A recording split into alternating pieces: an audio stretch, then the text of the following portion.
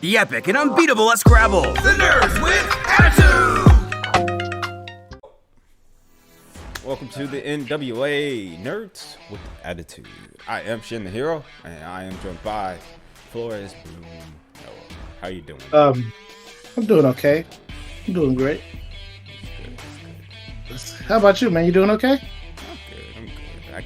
I can't really complain. I appreciate it. As you see, it's N.W.A. Season 72. Forever. Let's go. Y'all ain't gonna never get rid of us. I know y'all don't. You know, we're probably the most two controversial on the N.W.A. Right? I don't care. I just really speak our minds, man.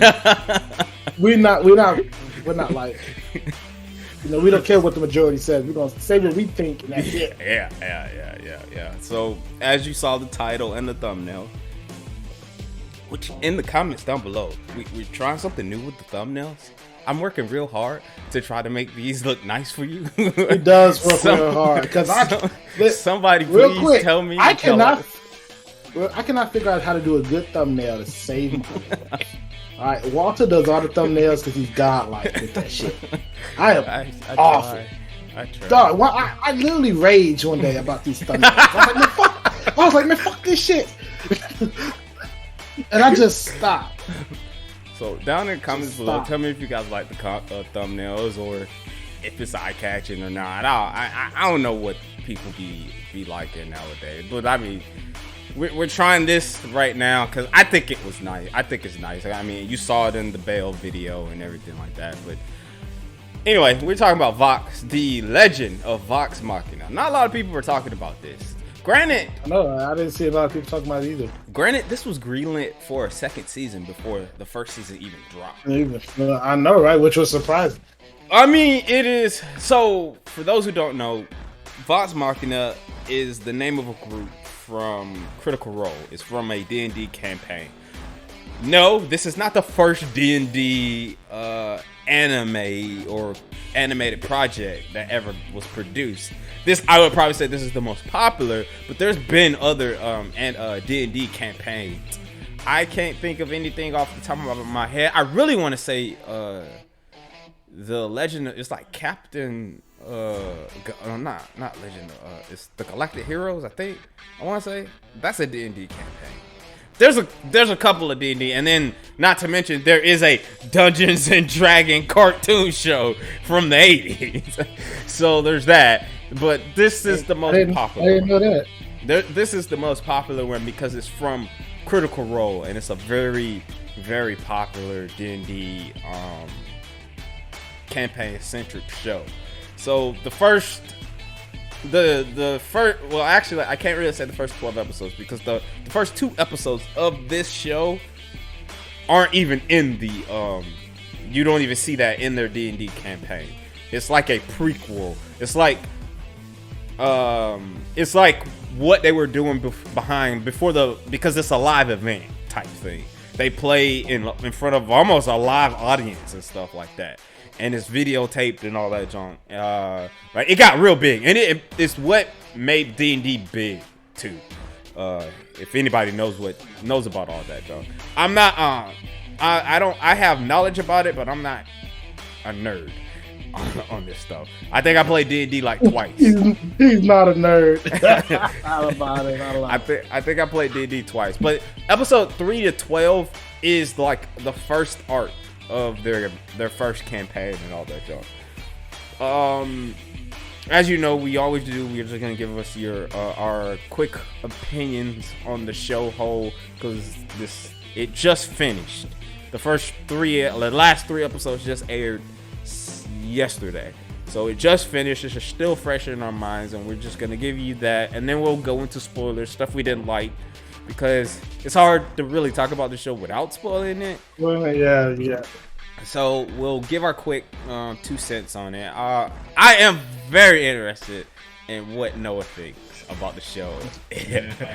Most controversial, right? Yeah. Well, unlike Walter, I didn't know shit about this show. I didn't know it was Dungeons and Dragons. I didn't know none of that.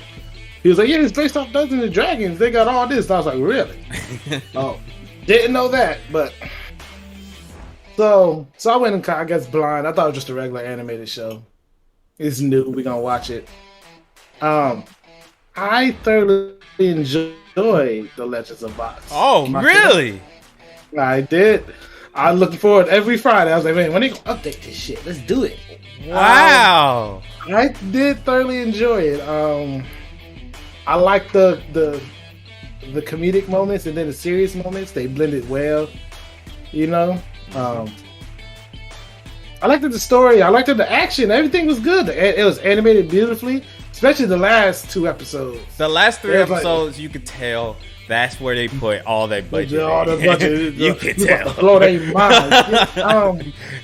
You could tell. Those last 3 episodes, like, yep, we're gonna put all the monies here. The only thing, I did the really real quick.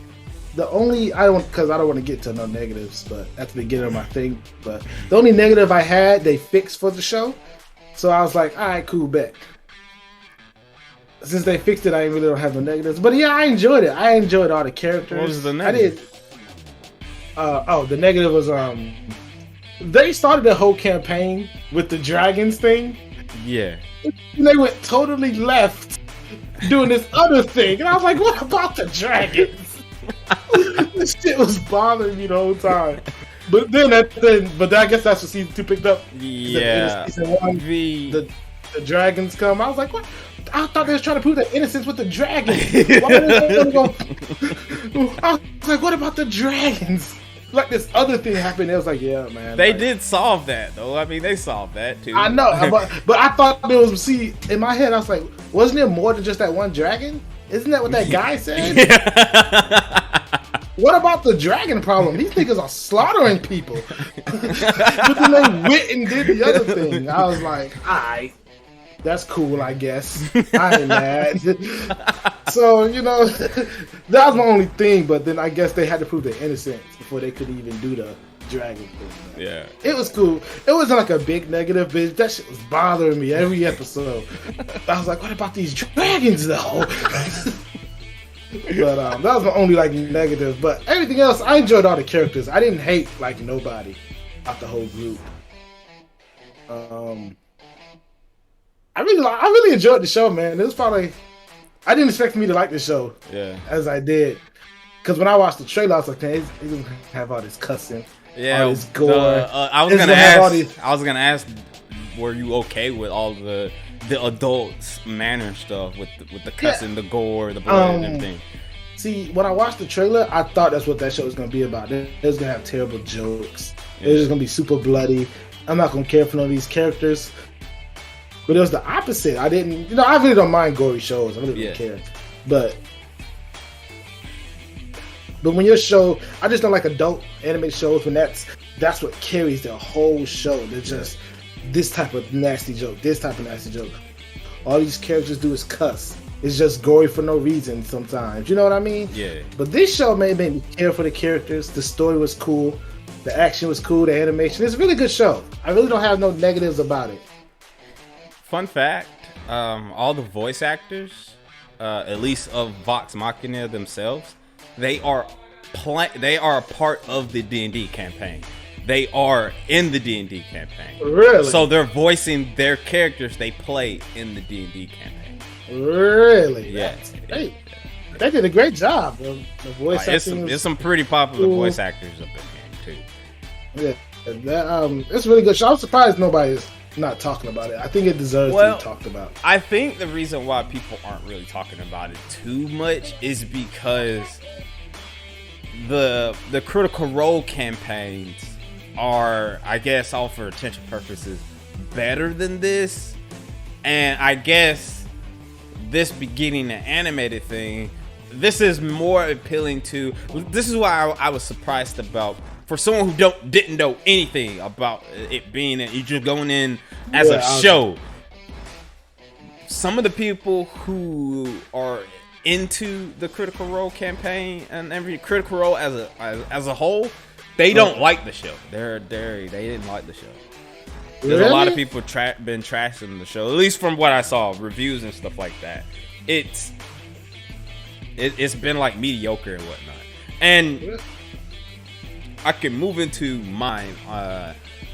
It was okay. Like, there was some things that I did, because I mean, I knew of Critical Role, but I didn't watch any of the campaigns. Again, like I said, I only probably played D&D like maybe twice.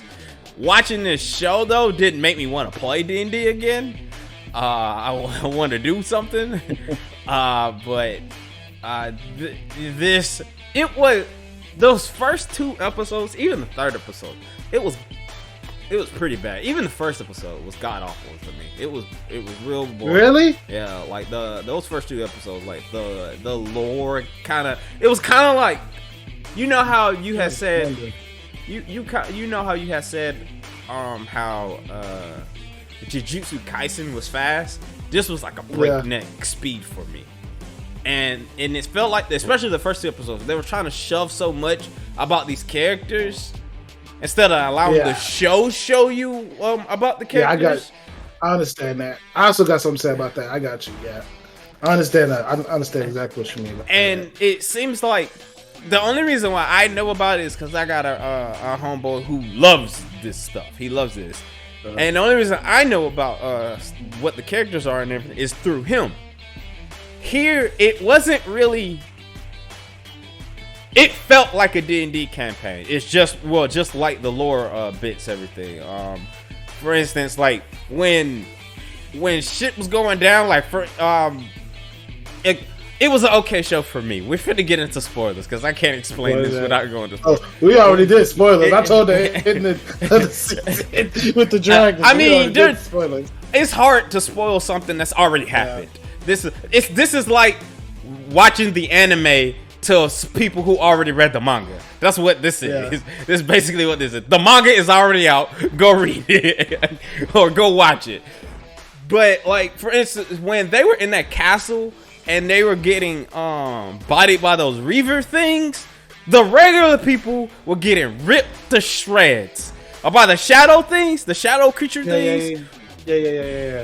Regular people was getting ripped to half. But when it engaged with the party, oh man, we got this, fellas. I was like, the super plot armor, and I get it. It is a D&D campaign. They are the main characters and everything like that. But I'm just like, man, regular Joe over here couldn't have not died like that though. Yeah. He could have did something too.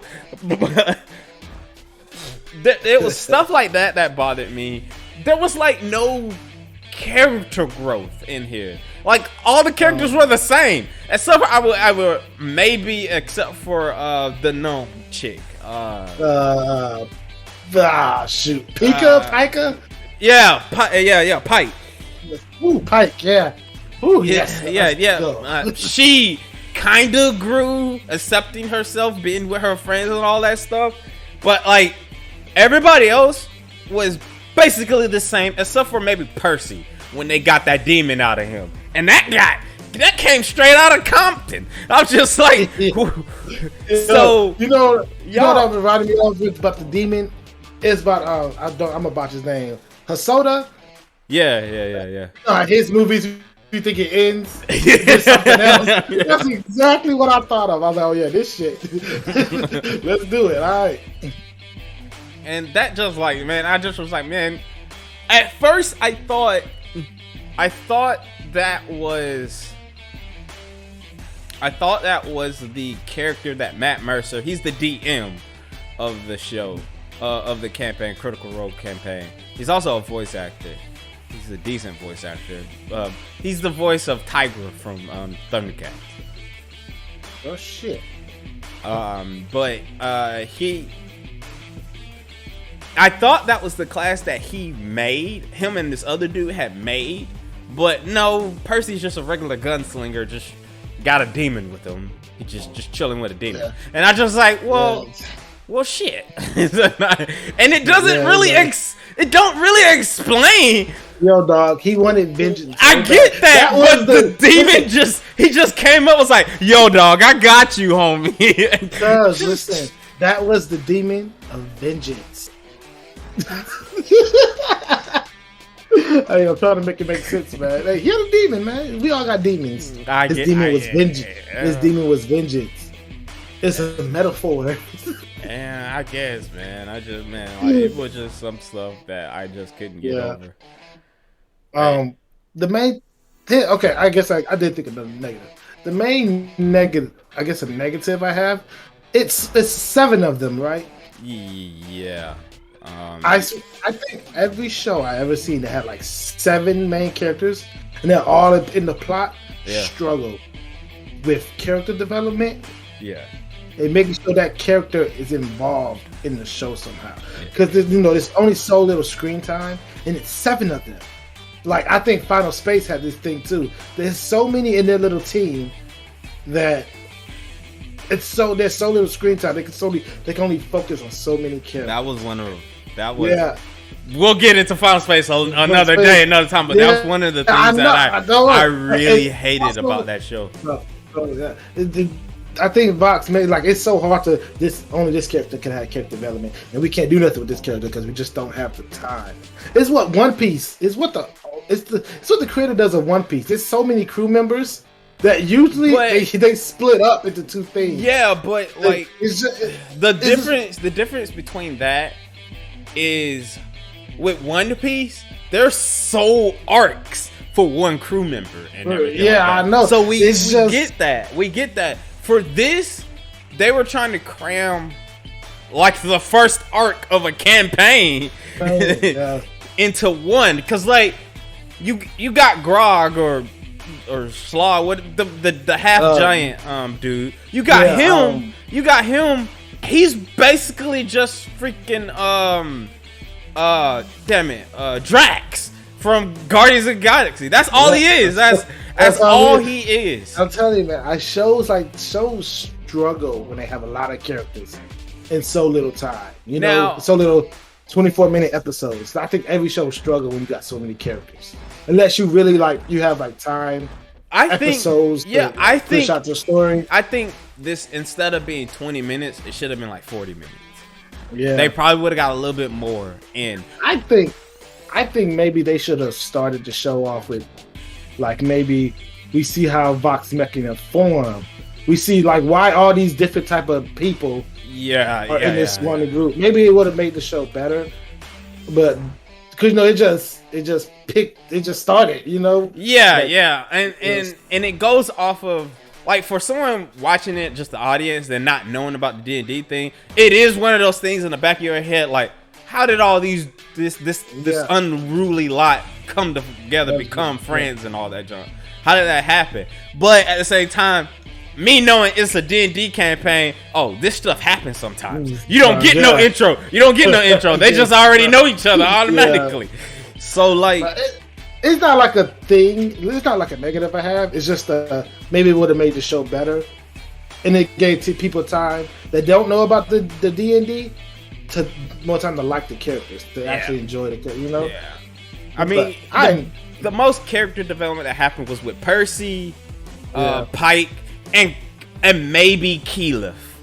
Keyleth was the druid, the chick with the horns. She could talk to the plants and everything. Yeah. Tell you, man, their names sometimes be. Phew. Everybody else more or less stayed the same. Yeah, sure, they're a close knit family and everything like that. Yeah.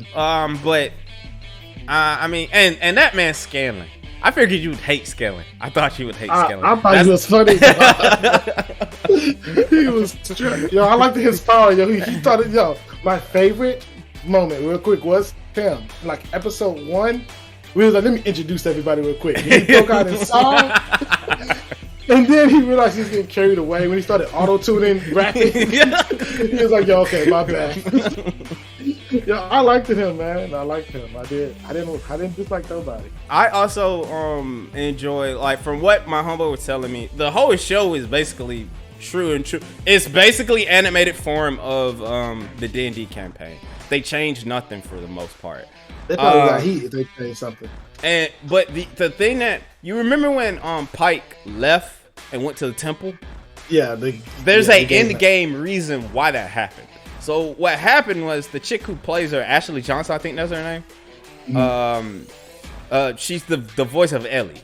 But she had other engagements and she wasn't able to play in the game, especially when they got big, when they started recording, going live and all that. And she was on this show during the time. So they was recording in LA, and I think the show was recording that she was on was in New York. So, and that's the reason why she was away.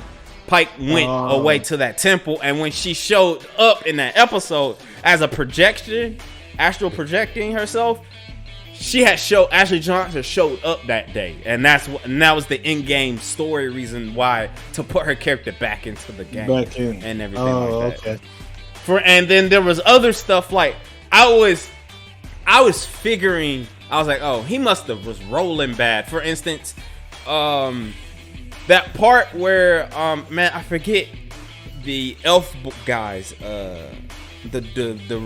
rogue in their group, the one with the knives who's pitched, who can he's the thief. Yeah, Vax, that's his name, Vax. Okay. Yeah. When Vax, Percy, and Scanlan were at that door, and he was trying to break open the door, and they were just ruin it. At that moment, and he was like, man, this is a demon door. It is cursed. At that moment, I was like, oh, man, he probably was rolling real bad where he could not get into that door. He could not. He must have been rolling like ones. That's why he could not get in that door. See, I wish I didn't even think about like, okay, this is based off. Even though you told me this is based off D&D, I wasn't thinking like that. Like they was rolling to see if they can open the doors. That's dope. Yeah. When he opened that at the end, when he opened that stone door, I was like, yo, how's he open it? How's he pick locking that door? Because he rolled, dog. He rolled for it. It was like made of stone. And he had like a little pig just. I mean, no, it was funny. I enjoyed that part. That shit was cracking me up. I was like, yo, how is he picklocking his door? He cannot do this. What killed me was, and I'm assuming this had to have been a roll too. When he picked up the gun, it was like, yeah, you could keep. Nah, and they threw it into the acid. I was like, so that's how we killed the demon, huh? Just acid back, huh, man? That surprised me too. I was like, oh no, because you see him get back in the gun. I was like, oh no, the demon's back in the gun. It's like, oh, he's not dead. But then he died. I was like, oh. Well, yeah. I liked it. Like I said, it was great. I mean, I enjoyed the characters. I love misfits, a motley crew joined together. If anything this show had showed me or made me want to do was do a D&D campaign. That's all it really wanted me to do. And then what happened at the end of that cliffhanger they do for season 1 when the dragons rolled up. Oh yeah. I was like, oh yeah, they're dead. They're fucking dead. It's 4 of those bad boys coming, and dragon. I was just like, dang. Yeah, they're done. They're done. Like that. It took them everything in their power just to beat one of these. I know one. And then 4 of them showed up. I would have been out. Now, I did do a little homework and read ahead, so I know what's going on. So classic Walter. I know what's going on. You know me. I mean, if I'm somewhat interested in something, I'm gonna research the hell out of it.